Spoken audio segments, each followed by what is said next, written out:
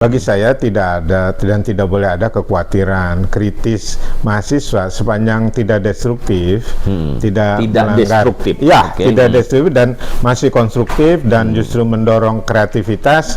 Why not? Why not? Kenapa tidak? Justru dorong saja. Agak berat memang. Ini mudah diomongin, mudah diucapkan, tapi sulit nanti dilaksanakan karena dimensinya harus komprehensif dan tidak boleh ada residu politik.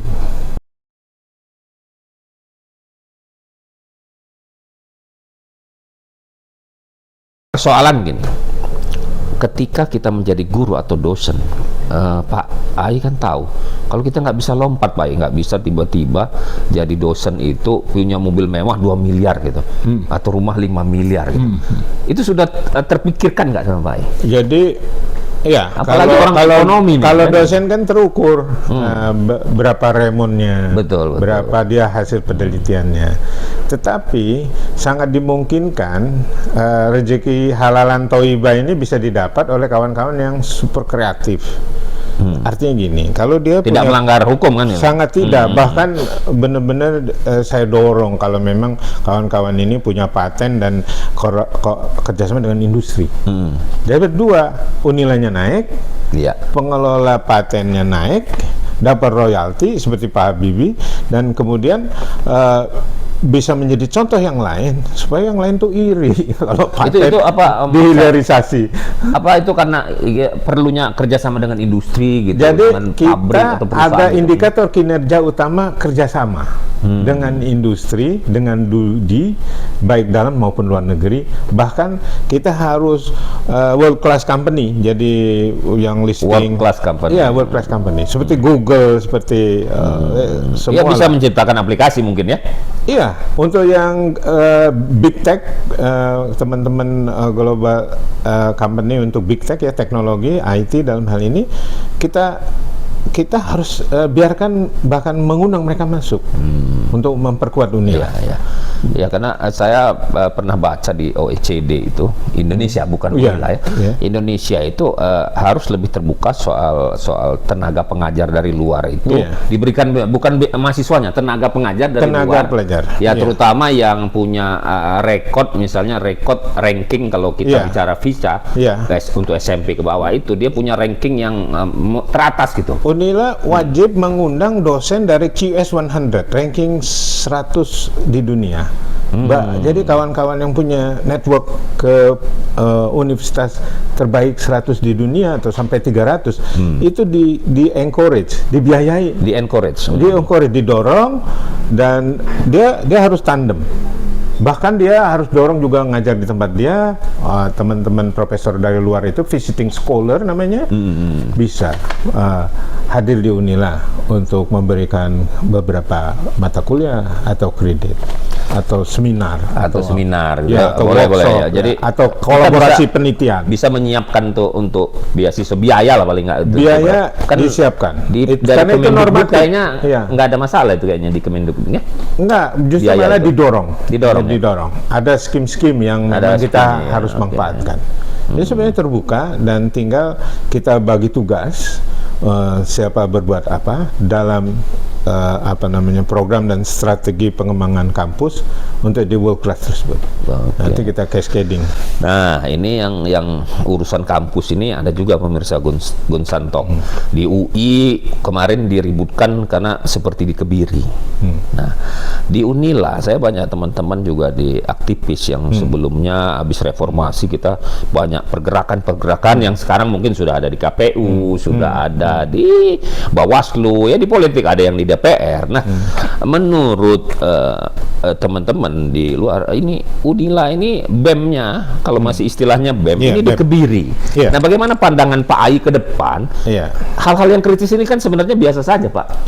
Boleh, kita pernah jadi mahasiswa juga. Sangat gitu, boleh. Nah, seperti apa pandangan Pak Ai? Saya ini mantan ketua senat mahasiswa Fakultas Ekonomi. S1-nya? S1 biasa saya Biasa artinya berdemo, dijemput. Apalagi di era Pak Harto. Iya, kalau Pak Harto, Pak Hendro itu berapa kali ngajak bicara, oke. menasehati, dan saya syukur alhamdulillah sampai sekarang ya aman saja.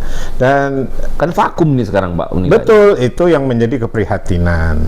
Bagi saya tidak ada dan tidak boleh ada kekhawatiran kritis mahasiswa sepanjang tidak destruktif, tidak melanggar. destruktif. Ya, Oke. tidak destruktif dan masih konstruktif dan justru mendorong kreativitas.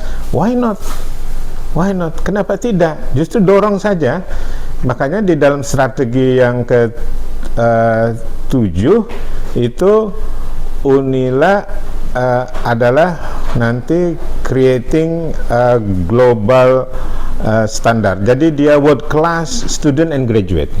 World class student and graduate. Jadi kalau misalkan ada mahasiswa itu kritis boleh, Dan bisa dikomunikasikan bisa. aja kan. Jadi Nggak perlu nunggu dia demo kan? oh, nggak perlu demo. Demo pun juga dihadapi. Demo juga harus dibikin indah. Iya betul. Demo tidak boleh destruktif. Destruktif itu melanggar hukum. Cuman kita dialog aja, dialog, diskusi. Tentu ada. Kemudian Nggak alergi ya Pak? Ya, jadi perlu juga ya nggak ada alergi gitu. Ya? Saya dan tidak boleh dengan saya bilang sombong saya rindu di demo juga. Iya bukan itu. Iya. Cuman itu salah mahasiswa satu ini adalah mitra dan ada lost generation. Kan kita mendidik pemimpin itu nanti. Ada lost generation, betul, pemimpin. Jadi kawan-kawan yang mahasiswa yang sekarang tidak merasa dinamika. Betul. Justru malah, ayo saya tantang lagi, gitu kan. Dinamika hilang. Akhirnya nanti untuk generasi ini pada saatnya harusnya magang tidak punya experience di lab pada saat mahasiswa. Ya. Wah, itu sangat Bagaimana menyalurkan pendapat. betul. Dan tidak disalahi undang-undang juga. Betul, saya bisa memimpin pleno di Ikatan Senat Mahasiswa se-Indonesia, kawan-kawan UGM, UI mempercayakan dari Unila loh. Kemudian bisa dialog dengan semua kawan-kawan Goronti, biasa saja. Ya, karena diberi peluang, diberi kesempatan. Jadi kita tidak ada punya inferiority complex, minder gitu. Enggak, sama mereka itu. Hanya kebetulan aja di sana gitu. Ya, jadi harus dibimbing lah. Ya. Jangan juga ini pendapat saya, jangan juga kejadian seperti kemarin yang jadi ditarik gugatan tuh ditarik mundur gara-gara tanda tangan itu scanning. Kan ada yang kemarin itu gugatan untuk undang-undang apa tuh saya lupa yang jadi viral juga scanning itu mungkin itu mahasiswa nggak boleh juga ya memalsukan tanda tangan atau jangan, nggak boleh kan itu. jadi artinya kita itu bagian dari integritas. Oke. Nah Pak Ai, Iya. ini isunya di luar nih juga, ini isu terus nih, katanya Unila ini memainkan peran kelompok-kelompok, sudah seperti kayak partai politik gitu. Kelompok-kelompok menguasai jabatan-jabatan strategis di Unila. Nah, ke depan apakah akan seperti itu sih sebenarnya? Karena jabatan itu kalau menurut saya dan kita di luar ini bahwa ya kalau dia profesional ya silahkan saja. Kalaupun itu ada kawan kita kan nggak ada jadi masalah sebenarnya. Yang penting koridor itu. Nah kalau quote and quote tadi bahwa ada kelompok ini, yang harus kelompok inilah yang akan jadi. Katanya itu ada transaksional di situ ketika Pak Ai jadi, oh harus dia yang ngisi ini, harus dia yang ngisi ini. Seperti apa Pak Ai? Agak harus hati-hati menjawab pertanyaan ini. Kelompok kan nggak masalah Pak? Ya betul. Kelompok nggak masalah, kelompok tapi tidak profesionalnya yang masalah. Ya, tidak, kelompok tidak bisa dihindari, namanya manusia. Kita kan berkawan kan. Zone politik Iya, kan ada zonanya gitu. Iya. Dan memang manusia itu cenderung berkelompok, dia akan menyatu dan punya cohesiveness dari grouping dan lain-lain itu. Kesepahaman pada yang sama visinya dan sama interpretasinya. Tetapi tentu organisasi ini harus dikelola profesional. Artinya merit system lah, merit system terbuka. Agak berat memang, ini mudah diomongin, mudah diucapkan, tapi sulit nanti dilaksanakan karena dimensinya harus komprehensif dan tidak boleh ada residu politik. Residu politik. Iya, artinya bahwa bahaya ini kalau udah di kampus, akan terjadi di situ justru malah di pihak yang mungkin tidak sependapat dia punya potensi besar. Iya. Nah, itu harus Ya, jangan digergaji gitu. Nanti kalau bahasa politiknya itu dia punya potensi besar nih, misalnya lawan ya. Kita anggap aja ini kalau ketika pemilihan tuh lawan politik. Ketika pemilihan tuh lawan politik, tapi ini karena di kampus ketika dia memang berpendapat, mungkin ya tetap dirangkul gitu, Pak. Iya. Betul. Bukan langsung dia di nonjobkan Ini kan, kemudian apa? Iya, ini kan lembaga ilmiah. Iya. Jadi bisa aja selama dia artinya masih bisa menjalani tugas secara profesional, kenapa tidak perlakukan profesional juga? Oke. Gitu kan ada IQ-nya. Iya. Jadi Bang Ferdi pimpinan di perguruan tinggi seperti Unila itu dia ada kontrak kinerja. Kontrak kinerja. Jadi aturan kontrak kinerja kan terukur. Ketika kontrak kinerja itu tidak tercapai, ya mungkin bisa dievaluasi. Biasanya residu itu mengganggu kontrak kinerja. Jadi bukan orangnya tidak mampu, tadi suasana kebatinannya yang berubah. Itu yang kita coba soliditas dipelihara. Suasana kebatinan itu memang agak bahaya. Iya. Tapi membuat ada gap gitu kan. Ya, ini universitas. Kita coba balikan lagi ke marwah ilmiahnya yang lebih ditonjolkan dibanding dengan itu. Demokrasi yang lebih ilmiah. Lebih ilmiah, lebih terukur dan lebih punya universality ya. Jadi bisa begitu kawan-kawan suruh keluar negeri terbiasa dia deal dengan keragaman berpikir gitu. Ada juga kompetensinya. Nah, kompetensi itu menjadi syarat dasar. Ada kompetensinya. Oke. Nah, tadi ada yang sudah ada 2 poin kan, integritas, tata kelola. Nah, saya mau tanyakan lagi. Karena orang harus punya integritas. Itu perlukah akhlak dan perilaku itu? Jadi di dunia kampus ini nih. Asli perlu.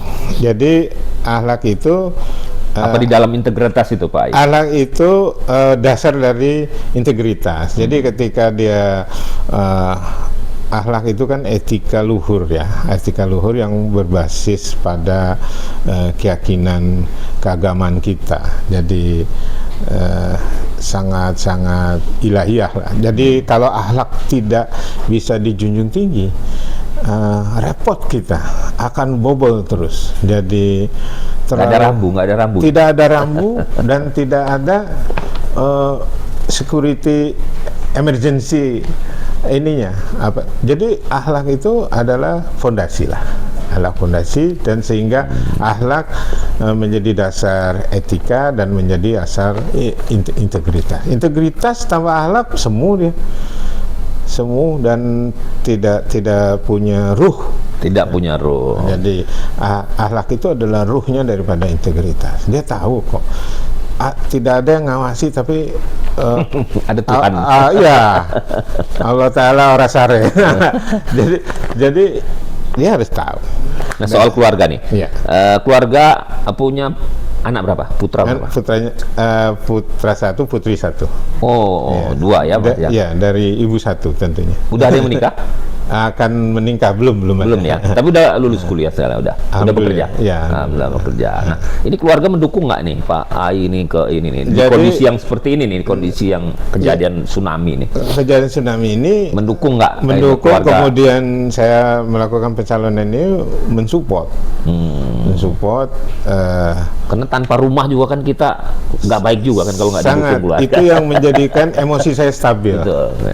Motivasi itu datang dari rumah dulu. Emosi saya stabil.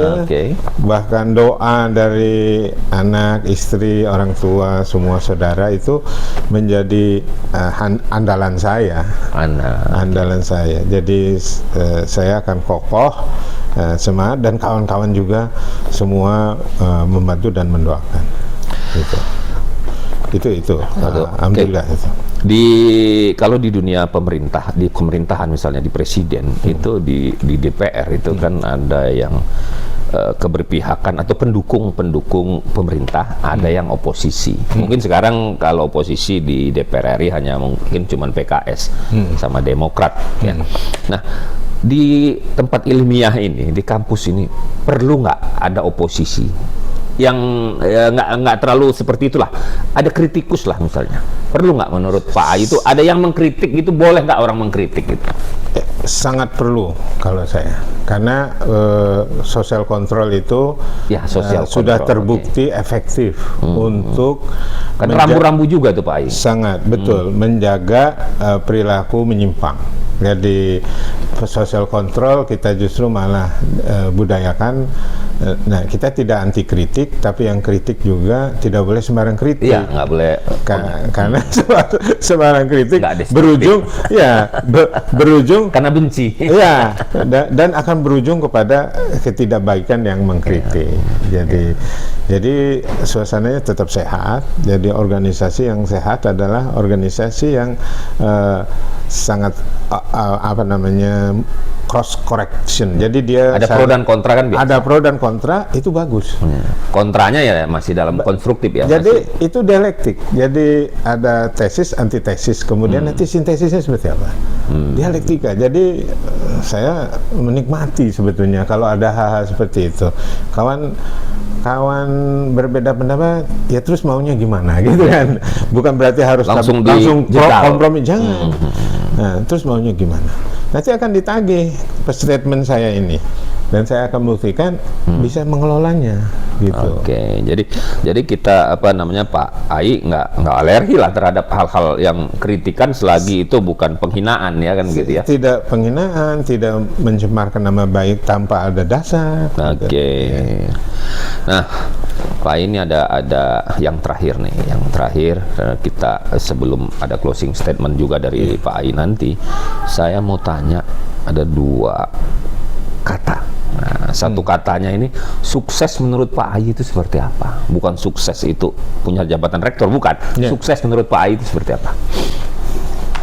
Sukses menurut saya ada beberapa indikator, antara lain bisa mengelola diri untuk mencapai yang divisikan. Jadi seorang sukses harus punya visi. Bisa mengelola diri untuk mencapai apa yang sudah divisikan. Jadi Oke. dia punya visi, dia menghandle diri dia, perlu peningkatan kapasitas dan perlu pembinaan networking, pembinaan tim. Sukses dia bisa menghandle itu semua sehingga yang divisikan bisa terwujud. Nah, itu sukses. Kedua, kita ini hidup untuk apa? Untuk memberi manfaat sebaik-baiknya bagi diri sendiri, keluarga, orang, semua masyarakat, semua stakeholder. Jadi kita punya stakeholder yang harus jadi selalu begini, dalam organisasi modern, apa impact yang mau kita buat? Jadi impact yang mau kita buat itu, apa perubahan yang mau kita buat? Transformasi apa yang kita buat? Ketika kita sudah state ya, dan dengan segala ukuran dan kriterianya, yaitu yang harus kita kejar. Ketika itu sudah tercapai, yaitu sukses. Dan kemudian untuk dia mencapai sukses berikutnya, dia harus redefine, definisikan kembali terus, sehingga seperti naik tangga, upscaling lah. Kalau dalam kawan-kawan bisnis itu upscaling itu men-scale up, mau ke samping atau ke atas, dan skalanya berubah. Jadi Indonesia semakin akan diperhitungkan ketika tahu bagaimana membesarkan diri secara kuantitas dan kualitas gitu. Nah, itu perguruan tinggi harus punya peran strategis di situ. Oke, itu pemirsa Gunsantok, itu sukses menurut Pak Ai. Dan satu kata lagi, bahagia. Kebahagiaan itu seperti apa? Bahagia kan sudah mengalami kemana-mana nih Pak Ai. Kan pasti ada rasa bahagia itu, walaupun kecil, ada yang besar, ada macam-macam lah bahagia itu. Bahagia, ya. Alhamdulillah, bahagia saya adalah bahagia ketika hati saya tenang. Artinya tidak ada kesalahan yang akan mengganggu orang lain yang saya perbuat, dan saya punya ketenangan, dan saya punya semangat kerja yang tidak padam. semangat kerja yang tidak padam. Dan saya bisa menaburkan senyum bagi kawan-kawan sekitarnya. Itu saya bahagia. Kawan bahagia, berarti saya hadir di situ dalam ruang yang dimiliki oleh teman-teman, saudara, sehingga kehadiran saya punya makna. Jangan nanti kita tidak hadir, tidak apa-apa, hadir tidak memberikan makna, itu yang bahaya. Itu bahagianya itu di situ. Bahagia di situ. Ya, oke, bisa memberikan senyum ya. Bisa senyum. Bisa memberikan senyum. Nah, pemilihan tanggal 23, Pak. 22. Nah, pemilihan ini dipilih oleh Senat ya, Pak. Iya, Senat. Adakah kata-kata untuk Senat atau adakah yang poin-poin apa yang untuk Senat? Saya ingin mengajak kawan-kawan untuk berkolaborasi, bekerja sama bahu-membahu untuk Unila menjadi World Class University. Jadilah pendukung untuk kemajuan, dan kita tidak boleh kehilangan momentum. Dan ini momentum yang baik untuk kita maju bersama. Kita akan bagi tugas sehingga Unila betul-betul akan mengembalikan marwah intelektual, marwah akademik, marwah moral, dan semuanya kita akan menikmati hasilnya. Gitu. Nah, closing statement ini terakhir, ini closing statement ini bisa untuk publik, bisa untuk semuanya, mungkin untuk publik ya, karena publik sangat peduli dengan Unila, dan publik itu bukan Lampung saja, nasional, internasional pun peduli. Silakan closing statement dari Pak Ai. Closing statement para pemirsa Gunsantok, sepanjang kita berupaya, karena hidup adalah hanya diberi kesempatan sekali di dunia ini, otomatis jadikanlah momentum yang baik untuk memberikan makna bagi diri sendiri, keluarga, orang sekitar kita, stakeholder. Jadikanlah kita pelaku sejarah, dan jadikanlah diri kita menjadi bagian yang memberikan legacy untuk untuk fondasi perubahan, untuk perubahan yang lebih maju. Ingat, 2045 adalah 100 tahun Indonesia, dan Indonesia harus unggul. Prediksi Price Waterhouse Cooper, Indonesia ini akan menjadi 4 besar auditor. Ya, jadi Price Waterhouse Cooper itu adalah doa sebenarnya bagi Indonesia. Benar tidak Indonesia ini menjadi 4 besar di dunia? Menjadi 4 besar, harus sumber daya manusianya adalah kualitas 4 besar. Dan itu ada di kita, di perguruan tinggi, di masyarakat, dan di keluarga untuk menjadi 4 besar dunia. Mudah-mudahan ini menjadi